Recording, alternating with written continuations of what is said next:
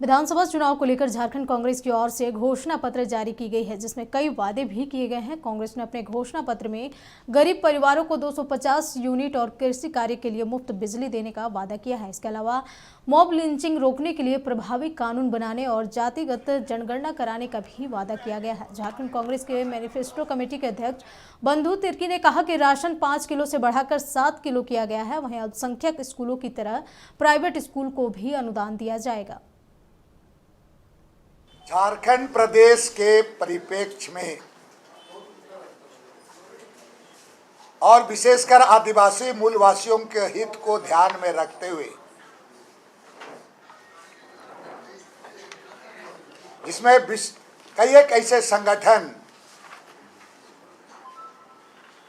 और संस्थाओं के द्वारा लगातार कई बातें सड़क में उठती थी, सदन में ऐसी बातें आती थी।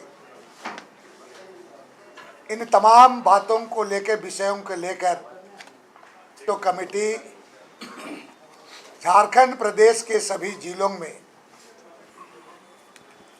जाकर चौपाल लगाकर आम जनता के साथ में विचार विमर्श उनके द्वारा किया गया